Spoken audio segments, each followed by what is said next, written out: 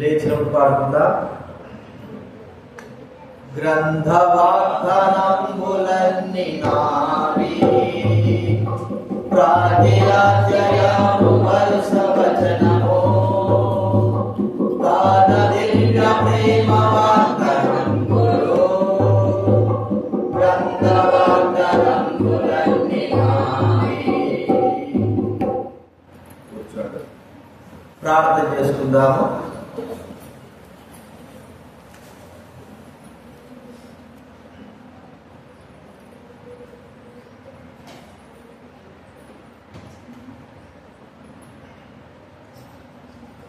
పరలోకమందున్న తండ్రి, మహాప్రభువా మీకు వందనాలు తండ్రి. ఈరోజు మిమ్మల్ని ఆరాధించే దినములో మేము ప్రభు దినం పునరుద్ధారణైన మా పాపంలో కొరకు చెడిపోయి సవాచేవుడి పాపాన్ని మరణాన్ని సాధారణ సమాధి లోకాన్ని అంతటినీ జయించి తిరిగి లేచినటువంటి గొప్ప దేవా మీకు మీరే ఆహారాలు గర్భుడవు సజీవుడైనవని స్థుతించి కనబడుతున్నారు. వాక్యం ద్వారా మాకు సహాయం కీర్తనల ద్వారా స్థుతించాం మహింపరచాం. అదే బట్టి ఆ వాక్యాల ద్వారా కూడా మిమ్మల్ని స్థుతించి కనబడుతూ సహాయం చేయడానికి కూడా చూపించాం. కృతజ్ఞతమైన స్థుతులు చేస్తూ కరెంటు కూడా చక్కగా నేర్చుకోవాలి. అటు విషయంలో కూడా జ్ఞానం చేసుకోండి. మీకై స్థుతి నన్ను చెల్లిస్తూ మా ప్రార్థన దేవుడు వందనాలు తెలుసుకోండి. యేసు నామమున ప్రార్థించి అడిగి వెళుచున్నాము తండ్రి.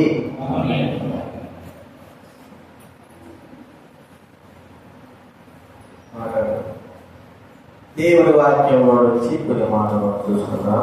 ఆరాధన కొరకై ఇర్మియా గ్రంథం 31వ అధ్యాయం. ఇర్మియా రాసిన గ్రంథము 31వ అధ్యాయము 3వ వచనం మనం అందరం కూడా కలిసి చదువుతున్నాం.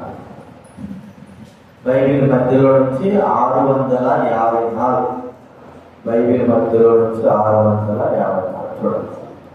ఇర్మియా గ్రంథం 31వ అధ్యాయము 3వ వచనం మనం అందరం కూడా కలిసి చదువుకుంటాం. దైవ గ్రంథం ఉన్న వాళ్ళు ఒకవేళ ఎవరికి రాకపోతే పక్కన చూపించండి. చాలా కాలం క్రిందట యెహోవా నాకు ప్రత్యక్షమై ఇలాగ సెలవిచ్చెను, శాశ్వతమైన ప్రేమతో నేను నిన్ను ప్రేమించుచున్నాను కనుక విడువక నీ ఎడల కృప చూపుచున్నాను. ఈ మాట మనం చదువుకున్న తర్వాత లూకా రాసిన సువార్త బైబిల్ వెనక భాగం నుంచి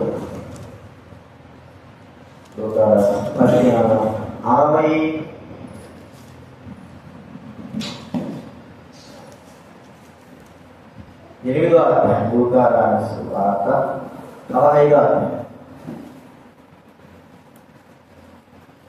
15.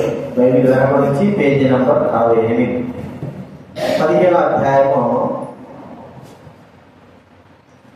లూకా రాసిన 15వ అధ్యాయము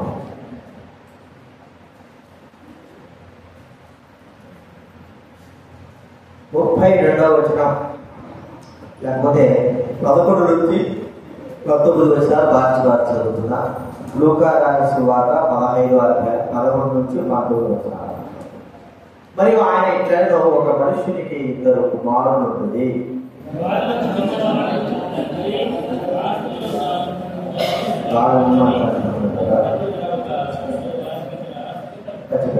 కొన్ని దినములైన తర్వాత చిన్న కుమారుడు సంవత్సరం కూర్చుకొని దూరదేశంలో ప్రయాణం అయిపోయి అతను తన ఆస్తిని దుర్వ్యాపారం వల్ల పాడు చేశాడు.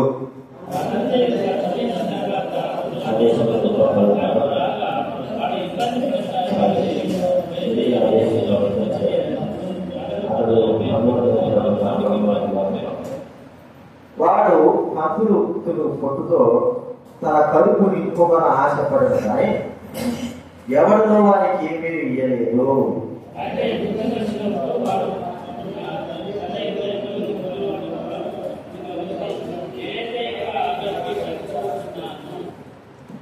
నేను లేచి నా తండ్రి యొద్దకు వెళ్ళి, తండ్రి, నేను పరలోకమునకు విరోధంగాను నీ ఎదురును పాపం చేసింది.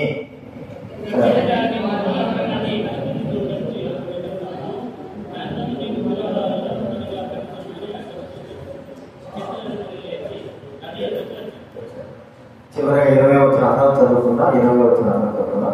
వాటి ఇంకా దూరంగా ఉన్నప్పుడు తండ్రి వారిని చూచి కనికరపడి పరిగెత్తి వాని మెడ మీద పడి గుర్తు పెట్టుకున్నాను. యేసుక్రీస్తు వారు చెప్పినటువంటి ఈ యొక్క మరి తప్పిపోయిన కుమారుడు ఉపమానం ఎదుర్కొన్నావు. తప్పిపోయిన కుమారుడు అంటే ఒక తండ్రికి 2 కుమారులు ఉన్నారు. వారి ఆశలు పంచుకున్నారు. చిన్న కుమారుడు అడిగినాడు, నా ఆస్తి నాకు ఇచ్చేసానంటే. మరి ఇద్దరికి పంచి పెడితే మరి ఒక వ్యక్తి ఏమో పెద్దవాడు తండ్రి దగ్గర ఉన్నాడు, చిన్నవాడు మాత్రము తన తండ్రి దగ్గర నుంచి ఆస్తి తీసుకొని బయటకు వెళ్ళాడు. తిరిగి తన పరిస్థితి ఏమైంది అనేది మనం ఇక్కడ చూస్తా ఉంటున్నాం. ఇక్కడ తండ్రి కనికరపడ్డాడు. ఎంతో తండ్రి ఆస్తి ఎంతో నష్టం చేసిన కుమారుడు తండ్రిని బాధ పెట్టిన వాడు, తండ్రికి అపకీర్తి తెచ్చిన వాడు, తండ్రిని మరి బాధ పెట్టినటువంటి వ్యక్తిగా మనం చూస్తా ఉంటున్నాం. అలాంటి వ్యక్తి మరి అంత ఆస్తిని తీసుకొని వెళ్ళిపోయి నష్టంలో ఉండి బహు కష్టంగా తండ్రి దగ్గరికి వచ్చినప్పుడు తండ్రి ప్రోత్సహించారు. లోకంలో ఉన్న వాళ్ళందరూ కూడా అలాంటి వ్యక్తులు ప్రోత్సహిస్తారు, రాని దగ్గర. అయితే తండ్రి కుమారుడు చూసిన వెంటనే వాని ఎదురు కనికర పడ్డాడు. మనం చెప్పుకోవాలంటే శాశ్వతమైన ప్రేమ దేవుడు మానవుడులా చూపిస్తున్నాడు అనేది మనం చూసుకుంటున్నాం. ఒక తండ్రి ఒక్క వ్యక్తిపైనే ఉంటున్నటువంటి ఒక వ్యక్తి మీద తన ప్రేమ చూపినప్పుడు ఇంతమందిని సృష్టించిన దేవుడు మా పైన ఎంత గొప్ప ప్రేమ చూపుతున్నాడో ఒకసారి మనం గుర్తుంచుకోవాలి. కాబట్టి తప్పిపోయిన కుమారుడు యొక్క తండ్రి వారి ఎడల జాలి పడినట్లు, కనికరపడినట్లు, ప్రేమ చూపినట్లు పరమ తండ్రి మా పైన చూపిన ఆ యొక్క ప్రేమ జాలి కొన్ని విధాలు మనం చూస్తాం. ఆరాధన మొట్టమొదటి మనం చూస్తా ఉంటే ఈ యొక్క కుమారుడు మరి తండ్రి దగ్గర నుంచి వెళ్ళిపోయాడు, జాలిపడ్డాడు. తండ్రి జాలిపడ్డాడు.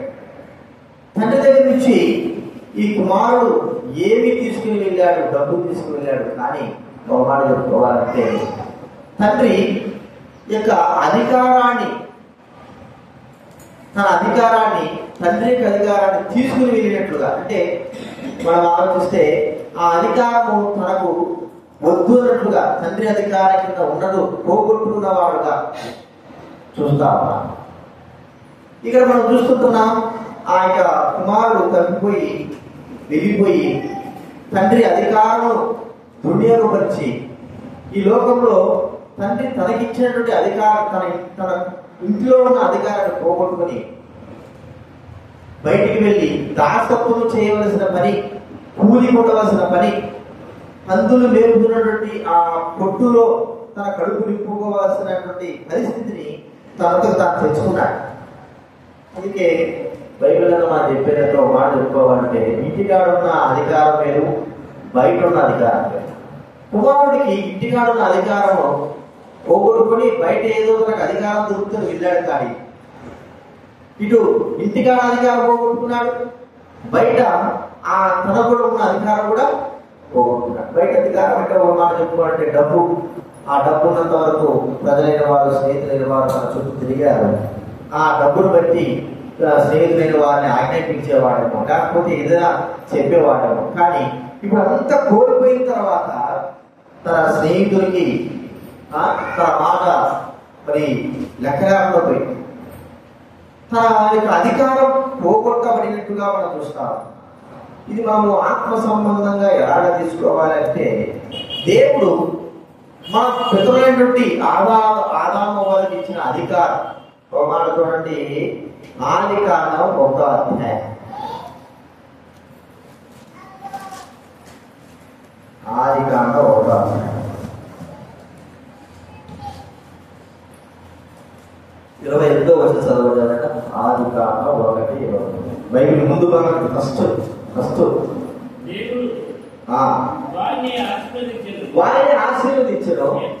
ఎట్లనగా మీరు ఫలించి అభివృద్ధి పొంది విస్తరించి భూమిని నిండించి దానిని లోపరుచుకుని సముద్రపు చేపలను ఆకాశ పక్షులను భూమి మీద ప్రాకు ప్రతి జీవిని ఏలుడి చూడండి. అధికారం లోపరుచుకోనండి ఏనండి అనేటువంటి అధికారము మన పిల్లలైనటువంటి ఆదాము వల్ల అనుగ్రహించారు.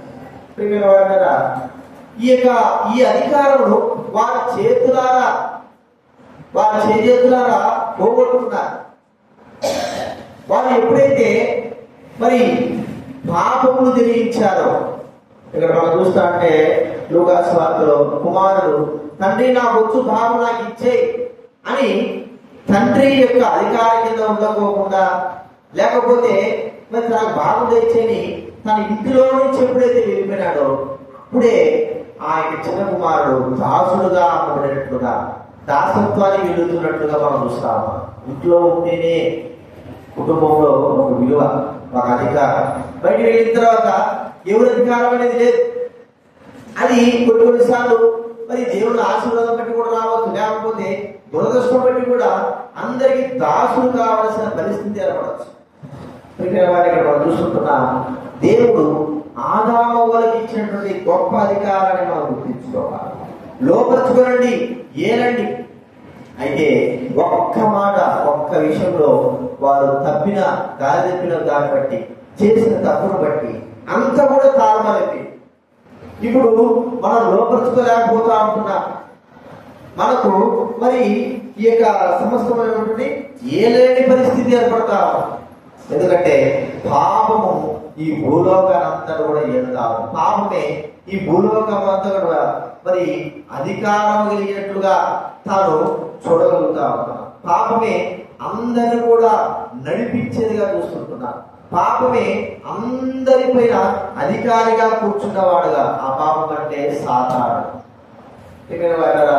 సాతానిక అధికారం, సాతానిక హస్త కింద, సాతాని క్రింద మానవుడు బ్రతకవలసిన వాడే ఉంటున్నాడు. అయితే ప్రభువైన దేవుడు చూడండి, మనం చూస్తే ఏ అధికారం అయితే మానవుడు పోగొట్టుకున్నాడో, ఏ అధికారం అయితే మానవుడు దూరం అయిపోయాడు, ఏ అధికారం మరి దేవుడి అధికారం తను పొందలేని వాడు అయినాడు, దేవుడు తిరిగి ఆ గొప్ప అధికారం మనకు అనుగ్రహించిన వాడుగా చూస్తా ఉన్నాడు. ఎలాగా ప్రభావిసు కుమారుడు తిరిగి తన ఇంటికి వస్తే ఏం చేశాడు చెప్పండి? తన చేతికి ఉంగరాన్ని పెట్టాడు. అంటే ముందు మొట్టమొదటిగా చెప్పులకు, ఆ కాలకు చెప్పులు, మంచి వస్త్రాలు, ఉంగరం పెట్టాడు. ఇది ఏంటంటే అధికారమును తిరిగి తనకు అనుగ్రహింపబడాడు. పోగొట్టుకున్నాడు, తన అధికారం అంతా కూడా పోగొట్టుకున్నాడు. తన తండ్రి ఇచ్చిన రాష్ట్రతను నాశనం చేసుకున్నాడు, బికారైపోయినాడు, దాసుడుగా అమ్మబడుతూ ఆ దాసుడైన స్థితిలోకి వెళ్ళిపోయాడు. మందులు మేపెట్టి పొట్టులోని తినడానికి ఇష్టపడుతూ వచ్చాడు. కాబట్టి ఆ అధికారం అంతా పోగొట్టుకున్నటువంటి ఆ చిన్న కుమారుడు రాగానే, తన వైపు బలంగానే, తన దగ్గర రాగానే ఆ తండ్రి యొక్క ప్రేమను చూస్తే, తండ్రి కనికరను చూస్తే తిరిగి దేవుడు ఆ తండ్రి తనకు అధికారాన్ని అనుగ్రహించినట్టుగా మనం చూస్తా ఉన్నాం. కాబట్టి ప్రియమైన వారిని మనం చూస్తా ఉంటే మన ప్రభువైన యేసుక్రీస్తును వచ్చే పాపము నుండి మనల్ని విడిపించి దేవుడు మనల్ని తన యొక్క వారసులుగా చేసుకోవడం మనం చూస్తా ఉన్నాం. తిరిగి దేవుడు ఆత్మ సంబంధమైన అధికారం మనకు అనుగ్రహించిన వాడుగా చూసుకుంటున్నాం. ఒక మాట చెప్పుకోవాలంటే చూడండి, ఈ మాట మనం చూస్తే యోహాను సువార్త 1వ అధ్యాయం 12వ వచనంలో ఉంటారేనా? మనకు తెలిసిన విషయమే. యోహాను సువార్త 1వ అధ్యాయం 12వ వచనం. యోహాను సువార్త 1:12.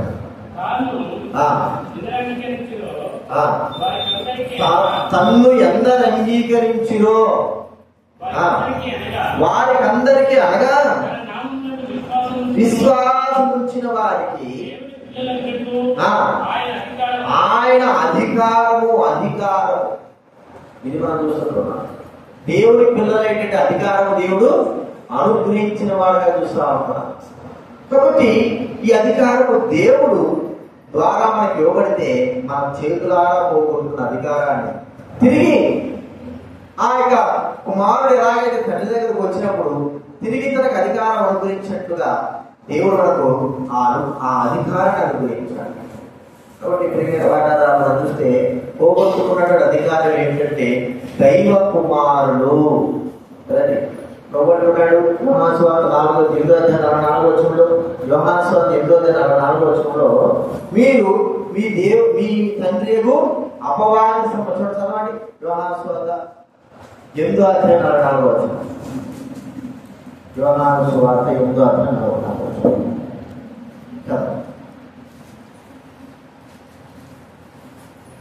యోహాను సువార్త 8:44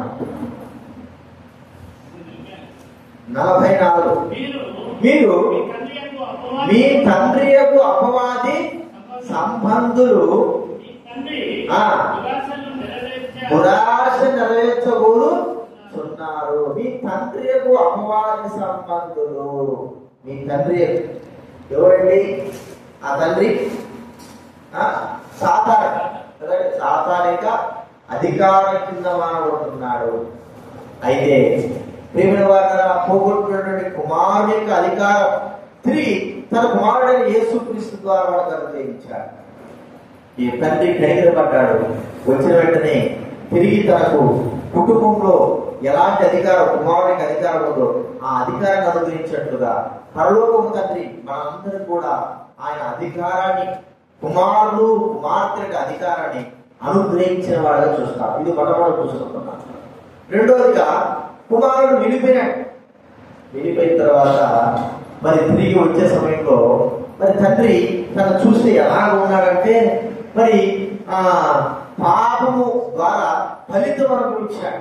అంటే తండ్రి దగ్గరకు వచ్చిన తర్వాత తండ్రి ద్వారా ఉన్నాడు, తండ్రి మరి నేను నీకును విరోధంగా నేను తప్పు చేశాడంటే తప్పు చేసిన తర్వాత ఏమనుభవించాలా?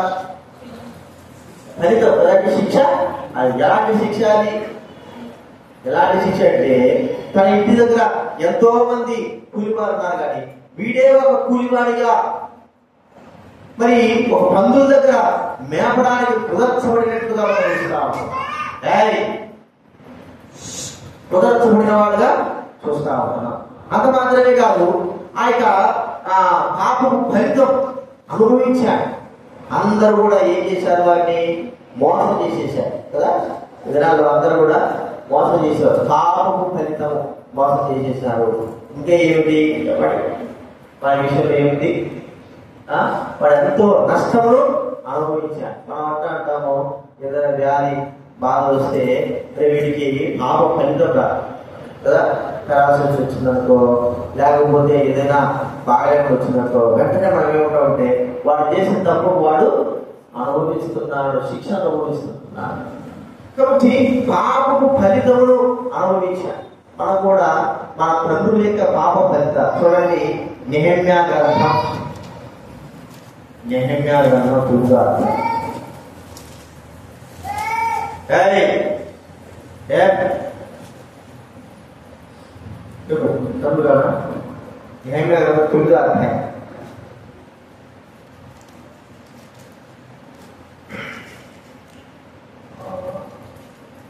37వ చదవడారైనా నెహెమ్యా గ్రంథం 9:37. మా పాపమును బట్టి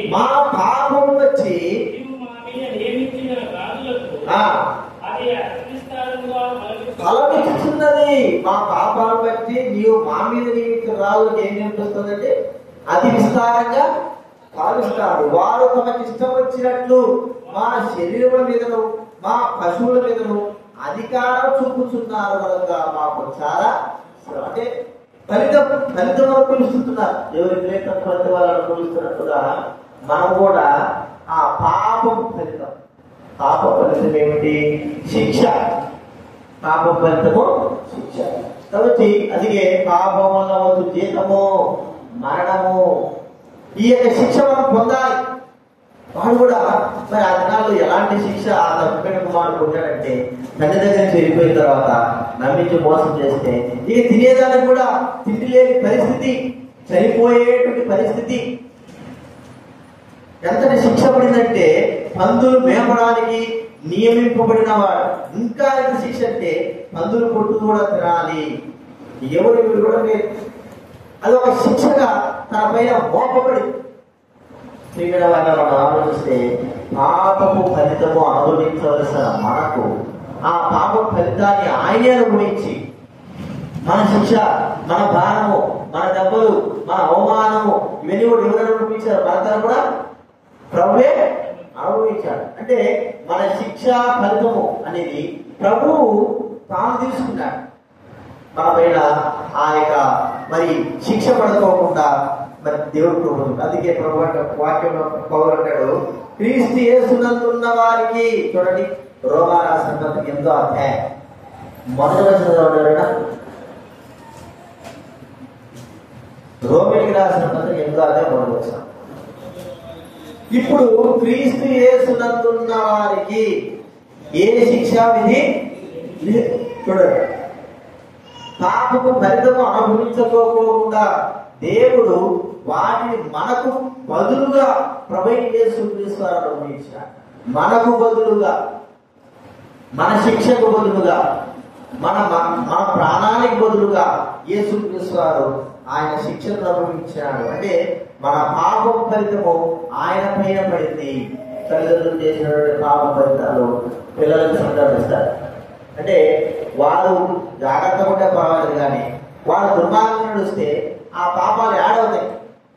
పిల్లలు మరి వాళ్ళు తెలుసుకొని మంచి మార్గం నడిస్తే పర్వాలేదు. అయితే వాళ్ళు నడవకోకుండా ఉంటే ఏమవుతుందంటే తల్లిదండ్రుల పాపాలు కూడా వాళ్ళు ఏం చేయాల్సి వస్తుంది? మోయవలసి వస్తారు. తల్లిదండ్రుల యొక్క పాప భారం వారి కూడా పడుతుంది. కాబట్టి పాపం ఫలితము అనుభవిస్తున్న మనకు మన భారము, మన పాపం ఫలితమంతా కూడా ప్రభువు పైన పడింది. ప్రియమైన వాళ్ళు గుర్తించుకున్న పాపం ఫలితం అనుభవించినాడు అర్చన కుమారుడు. అయితే ఆ పాప ఫలితం నుంచి మరి తండ్రి అయితే కనికరపడ్డాడు. శిక్ష అనుభవించాడు కదా, చాలేక ఇంత శిక్ష అంటే ఒకవేళ తండ్రి దగ్గరకు వస్తే, కుమారుడు దగ్గరకు వస్తే పోని త్రోసివేగా కదండి. యోహాను సువార్త 6వ అధ్యాయం, యోహాను సువార్త 6వ అధ్యాయం 37వ వచనం. యోహాను సువార్త 6:37.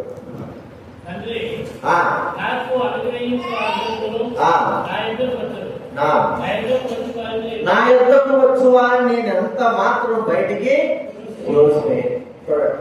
పాప ఫలితం అనుభవిస్తున్న, ఇంకా అనుభవించాల్సిన మనము ప్రభు దగ్గరకు వచ్చినప్పుడు ఆ పాప ఫలితం అనుభవించుకోకుండా ప్రభు ఆ పాప ఫలితం యొక్క ప్రభావం అంతా తనపైన వేసుకుని మనకు విడుదల విమోచన కావించినాడు. కదా, ఆయన దగ్గరకు వస్తే నువ్వు శిక్ష పడాల్సిందే, నీకు శిక్ష కావాల్సిందే అని చెప్పలేదు. ఆ శిక్ష అంతా కూడా తనపైన పడిపోయి మనం పొందేటువంటి శిక్ష, పాపపు శిక్ష అనుభవించి ఆయన అనుభవించాడు, మనం అనుభవించాలి. వాస్తవాన్ని యేసుక్రీస్తు వారు మనకు బదులుగా ఆయన పాప శిక్షను అనుభవించాడు. అంత మాత్రమే కాదు, తండ్రి దగ్గర నుంచి వెళ్ళిపోయినటువంటి ఆ కుమారుడు విషయం గుర్తిస్తే సమస్తాన్ని కోల్పోయాడు. చెప్పండి, సమస్తాన్ని కోల్పోయాడు. ఇంకేం లేదు, రిక్తుడు. ఒక మాట చెప్పుకోవాలంటే బట్టలే తిరిగిపోయినాయి, మంచి బట్టలు లేవు, ఏమి లేదు, అంతా కూడా రిక్తుడైపోయి ఉన్నాడు అని మనం చూసుకుంటాం. సమస్తాన్ని కోల్పోయినాడు. మరి ఏమి లేనివాడుగా ఎంత తీసుకుపోయినాడో, ఇంటికి వచ్చే డబ్బు ఎంత తీసుకుపోయాడు, కానీ తండ్రి సంపాదించిన ఆస్తిలో ఇద్దరు కుమారులైన వ్యక్తులకు సరి సమానంగా పంచిపెట్టేసినాడు. ఒకడేమో ఇంటికాడు ఉంటాడు, ఇంకోడేమో డబ్బంతా తీసుకుని వెళ్ళిపోయిన వాడు. మరి ఆ యొక్క దాన్ని ఏమన్నా నిలబెట్టుకున్నాడంటే అంతా కూడా ఏమైపోయింది, ఊడ్చుకొని మీరు ఏం లేదు, అంతా కూడా సమూలంగా మరి నశించిపోయి, ఇప్పుడు కనీసం తన దగ్గర ఏదైనా కొనుక్కొని రొట్టె కొనుక్కొని తినదామనుకున్నా డబ్బు కూడా లేకపోయి, ఒక మాట చెప్పుకోవాలంటే సమస్తం రిక్తుడుగా ఏమీ లేనివాడుగా ఉన్నాడు. ఒకప్పుడు తన వైభవం ఎలా ఉండాలి, తండ్రి దగ్గర ఉంటే మరి తన వైభవం ఎంతో గొప్పదిగా ఉండేది. అన్ని కలిగిన వాడు. తండ్రి దగ్గర ఉన్నప్పుడు ఏంటంటే అన్ని ఉన్నాయి. తండ్రి దగ్గర లేనటువంటి వస్తువు కానీ ఏదని కానీ అన్ని లేవు, అన్ని ఉన్నాయి. అన్నిటినీ అనుభవించిన వాడు తాను వెళ్ళిపోవడం ద్వారా అంతా కూడా పోగొట్టుకున్నాడు, సమస్తాన్ని పోగొట్టుకున్నాడు. అయితే మనం చూస్తా ఉంటే తండ్రి దగ్గరకు వచ్చినటువంటి ఆ యొక్క చిన్న కుమారుడు కనిగిరపడి తండ్రి మరి మెడ మీద పడి ముద్దు పెట్టుకుని చేసినటువంటి కార్యం ఏంటంటే సమస్తాన్ని తిరిగి తనకు అనుగ్రహించేశాడు. అంటే ఏదైతే పోగొట్టుకున్నాడో, ఏదైతే అంత సమూహాలు నాశనం చేస్తున్నాడో తండ్రి దగ్గర ఉండాక మరి తండ్రి దగ్గర వచ్చి ఇక్కడ తీసుకోబోయేది. తండ్రి దగ్గర ఏముందంటే తండ్రి దగ్గర కుమారుడు మించిన ఆస్తి, అయితే ఖర్చు పెట్టాల్సిన పరిస్థితి కావాలని ఖర్చు పెట్టాడు. తిరిగి పోగొట్టుకున్నాడు, అంతా కూడా పోగొట్టుకున్నాడు. ఎట్లా పోగొట్టుకున్నాడు అంటే మనం చూస్తాం ఇక్కడ పాపంతో, వ్యభిచారముతో, వారితో తిరిగి ఆ డబ్బంతా కూడా పాడేసుకొని సంస్థలు కోల్పోయి బయటపడ్డాడు. అప్పుడు ప్యాలెస్లో ఉండొచ్చు, కానీ ఇప్పుడు ఎక్కడ ఉన్నాడంటే రోడ్ల మీద ఉన్నాడు, పందుల దగ్గరికి వెళ్ళాడు. ఒక మరి ఆశ్రయం కొరకు పనుల దగ్గర పొట్టు కూడా తినాల్సిన పరిస్థితి ఏర్పడింది. సమస్తం కోల్పోయినప్పుడు ఏమవుతాడంటే అలాంటి స్థితిలో వచ్చినాడు. అయితే తండ్రి దగ్గరికి వచ్చిన తర్వాత ఆ వ్యక్తి యొక్క స్థితి ఏమిటి చెప్పండి. యేసుక్రీస్తు దగ్గరికి వచ్చిన తర్వాత, తండ్రి దగ్గరికి వచ్చిన తర్వాత కోల్పోయినవన్నీ కూడా ఏమైంది, కోల్పోయిన మనం చూస్తుంటే మెఫీబోషెతు 2వ సంవత్సరంలో తండ్రి ఆ యోనాతాను యొక్క ఆస్తి, సౌలు ఆస్తి అంతా కూడా తను కోల్పోయిన వాడుగా చూస్తా ఉన్నాడు. ప్రాణభయంతో ఎక్కడో దాక్కుంటే దాన్ని పిలిపించి ఏదైతే పోయిందో అంతా కూడా ఇప్పించాడు. చూడండి, మొదటి 2వ సంవత్సరం 9వ అధ్యాయం, 2వ సంవత్సరం 9వ అధ్యాయం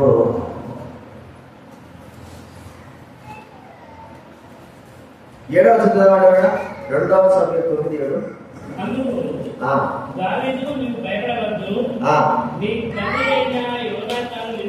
నీ తండ్రి అయిన యోనాతాను నిమిత్తము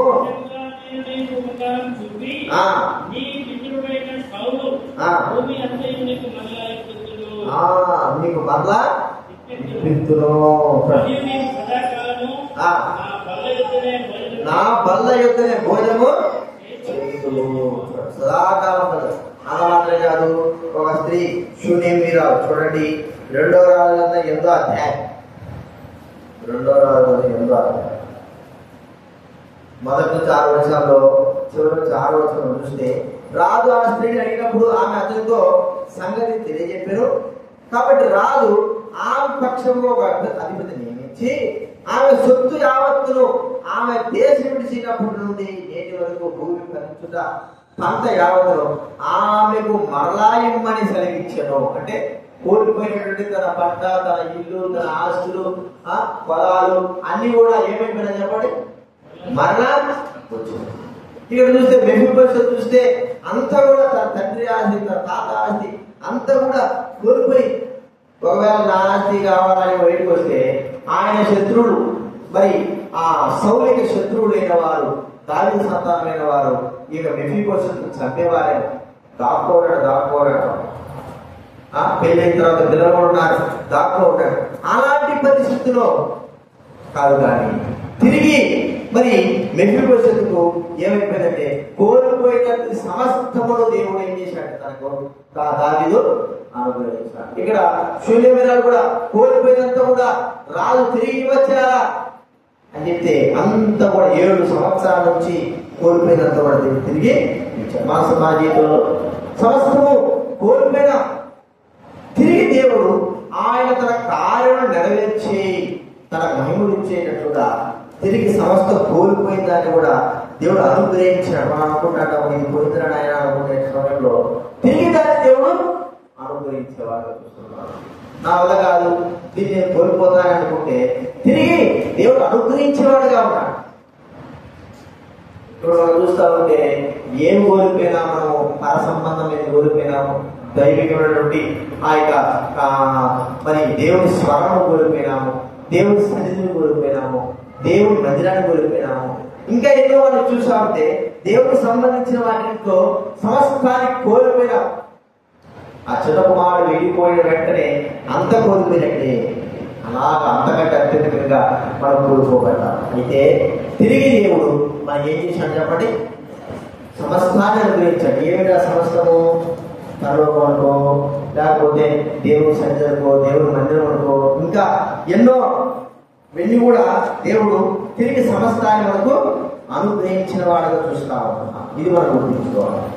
కాబట్టి చివరిగా మనం చూస్తా ఉంటే తండ్రి ప్రేమ ఏం చేసిందంటే సమస్తాన్ని పొందాడు. తండ్రి ప్రేమ బట్టి సమస్తాన్ని పొందాడు. అధికారం కానీ, కుమారుడు కానీ, ఇంటిని కానీ, ఆనందం కానీ, మరి ఇంకా ఆ అధికారం కానీ తండ్రి ద్వారా మరి తాను ఏంటంటే తన ప్రేమను బట్టి, తండ్రి యొక్క ప్రేమను బట్టి తాను ఏదైతే కోల్పోయినాడు, దూరం రాయకాడు, వాటన్నిటినీ అనుగ్రహింపబడుతూ వచ్చాయి. మనం చూస్తే ఈ యొక్క మరి లూకాసు 16వ అధ్యాయంలో మరి ఆ అధికారం పోగొట్టబడినటువంటి తప్పిపోయినటువంటి కుమారుడి జీవితాన్ని మనకందరూ కూడా గుర్తు చేస్తున్నారు. ఇలాంటి పరిస్థితి, అలాంటి పరిస్థితి దగ్గరకు వచ్చిన తర్వాత తండ్రి తన సమస్తాన్ని ప్రేమను అనుభవిస్తే తండ్రిని మర్చిపోగలదా? మర్చిపోతాడా? మర్చిపోలేడు. తండ్రి యొక్క ప్రేమ యొక్క గుర్తు చేసుకుంటాడు. తండ్రి యొక్క గొప్పతనం ఈ భూలోకంలో మనిషికి చేసినటువంటి కార్యాలే మనుషులు. అలాంటిది దేవుడు మనకు చేసిన కార్యాలు మనం ఎలాగ మర్చిపోగలం? దేవుడును ఒక వ్యక్తి మనకు ఏదైనా ఒక సాయం చేస్తే ఎంతో థ్యాంక్స్ చెప్తాం. మరి దేవుడు మనకు అన్ని ఇచ్చినాడు కదా. మరి ఏజీకానికి పోయాం. ఏజీకానికి పోతే అక్కడ ఒక పద్మ అని విశ్వాస పద్మ, వల్లి పద్మ, ఆమె విశ్వాస నిమ్స్లో మెడికల్ ఆఫీసర్గా పనిచేస్తుంది. ఈ నెల జూన్ 30 రిటైర్డ్ అయింది. నిన్న కృతజ్ఞత కూడి ఆమె మరి నిమ్స్ హాస్పిటల్లో ఒక పేరు ఫిబ్రవరిలో ఉన్నటువంటి యూత్ ఉన్నటువంటి దైవమైన ఎవరికైనా సరే నిమ్స్ పోతే ఆ పేరు చెప్తే సార్ ఏదైనా సరే అన్ని చక్కగా దగ్గర నుంచి చేయించారు. ఒకసారి అంటే ఆమె గుర్తు పెట్టుకున్న వ్యక్తులుగా ఎంతో మంది వచ్చారు, చెప్పారు. ఒకసారి ఒక అతను వచ్చాడు, జాన్ ఆయన పేరు గుర్తు జాన్. ఆయన వచ్చి మరి వేరే ఒక సేవకురాలు ఫోన్ చేస్తే ఆమె సజెస్ట్ ఇచ్చింది, ఇట్లా నిమిషంలో కావాలి ఆమె దగ్గర కూడా నేను ఫోన్లో మాట్లాడతా అంటే వెళ్ళాడు. ఆమెతో మాట్లాడిన తర్వాత ఆమె దగ్గరకు వచ్చి ఒక్క ఫోన్ ద్వారా ఆమె దగ్గరకు వచ్చి ఏ చేశాకే వెళ్ళి అతను సిటీ స్కాన్ అని గుండె స్కాన్ అని చెప్పేసినాడు. అయ్యా నీకు గుండెకు సంబంధించిన మూసుకో బయటకు వెంటనే ఆపరేషన్ చేయాలా అని చెప్పేసి. అరే ఎట్లా బాగా ఇప్పుడు వెంటనే ఎట్లా సరే నేను మళ్ళీ వస్తాను పోయినాడు. పోయి ఆయన స్కూల్కి వెళ్ళేటప్పుడు మన మధ్యలో అది చాలా నొప్పి వచ్చేసింది. మరుసటి రోజే నొప్పి వచ్చేసింది. వెంటనే వచ్చి హాస్పిటల్లో జాయిన్ అయిపోయాడు. అక్కడ చెప్పాడు జాయిన్ అయిపోతే నెల రోజులు ఉన్నారంట. గుండె ఆపరేషన్ చేసేటట్టు చేయించుకోవాల్సి ఉంటుంది హాస్పిటల్. వాళ్ళు హాస్పిటల్లో జాయిన్ అయ్యాడు. నెల రోజులు గుండె ఆపరేషన్ చేయించుకోవాలి.